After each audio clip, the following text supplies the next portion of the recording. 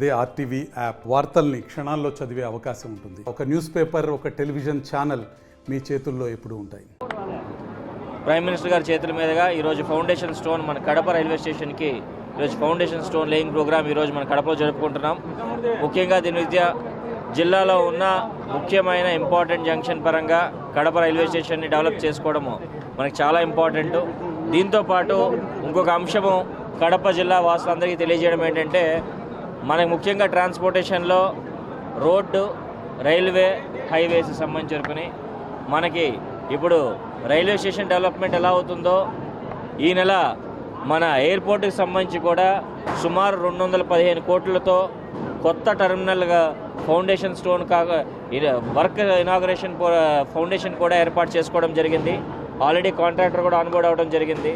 దీంతో పాటు మనకి గడిచిన 2-3 సంవత్సరాల్లో కూడా ఒక important BKV highway, express highway సంబంధించి బెంగళూరు నుంచి విజయవాడ వెళ్ళే హైవేకి సంబంధించి ఏదైతే ఉందో దానికి ఆల్మోస్ట్ ల్యాండ్ ఎక్విజిషన్ అంతా కంప్లీట్ చేసుకుని ఇప్పుడు కాంట్రాక్టర్ ఆన్బోర్డింగ్ ప్రాసెస్లో కూడా ముందు తీసుకెళ్ళడం జరుగుతుంది.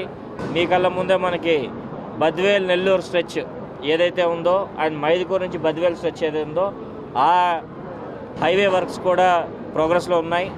త్వరలోనే మనకి కడప నుంచి తిరుపతికి main important highway stretch 2 lane నుంచి 4 లేన్ ఏదైతే ఉందో దాని వర్క్స్ కూడా ప్రారంభించడానికి ఏర్పాట్లు చేస్తామని తెలియజేస్తూ, ముఖ్యంగా జిల్లాకు సంబంధించి వరకుని ట్రాన్స్పోర్ట్ ఇన్ఫ్రాస్ట్రక్చర్, రైల్వేస్ కానీ, ఎయిర్వేస్ కానీ, రోడ్వేస్ కానీ అన్ని విధాలుగా మంచి శాంక్షన్స్ వచ్చి మన జిల్లా అభివృద్ధి చెందేందుకు పర్సనల్గా చాలా ఆనందంగా ఉంది.